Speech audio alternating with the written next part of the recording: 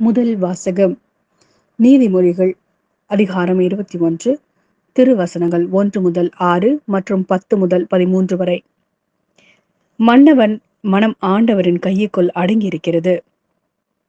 வாய்க்கால் நீரைப் போல அவர் அதை தம் விருப்பப்படி திருப்பி விடுகிறார். மனிதருடைய நடத்தையெல்லாம் அவர் பார்வையில் குற்றமற்றதாய் தோன்றலாம். ஆனால் ஆண்டவர் அவர் உள்ளெண்ணத்தை சீர்தூக்கி பார்க்கிறார். பழி செலுத்துவதை விட நேர்மையாகவும் நியாயமாகவும் நடப்பதே ஆண்டவருக்கு உவப்பளிக்கும். மேட்டிமையான பார்வை, இருமாப்பு கொண்ட உள்ளம், இவை பொல்லாரிடம் பழி சென்று காணப்படும் பாவங்கள்.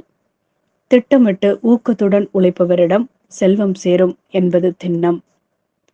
பதற்றத்துடன் வேலை செய்பவர் பற்றாக்குறையில் இருப்பார். ஒருவர் பொய் பேசி சேர்க்கும் பொருள் காற்றாய் பறந்துவிடும். அவரது உயிரையும் அது வாங்கிவிடும். பொல்லார் மனம் தீமை செய்வதில் நாட்டம் கொள்ளும். தமக்கு அடுத்திருப்பாரை அவர்கள் கனிவுடன் பார்ப்பதில்லை. ஏளனம் செய்வோரை அடிக்கும்போது அதை காணும் பேதையராவது படிப்பினை பெறுவர். உணர்வுள்ளவர்களுக்கு அறிவு புகட்டும் போது அவர் மேலும் அறிவுடையவராவர்.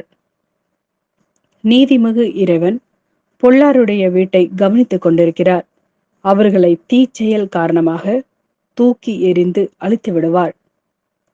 ஏழை கூக்குரலிடும் போது எவன் காதை பொத்திக் கொள்கிறானோ அவன்தானே உதவிக்காக மன்றாடும் போது எவரும் அவனுக்கு செவி கொடுக்க மாட்டார். இது ஆண்டவரின் அருள்வாக்கு. இறைவா, உமக்கு நன்றி.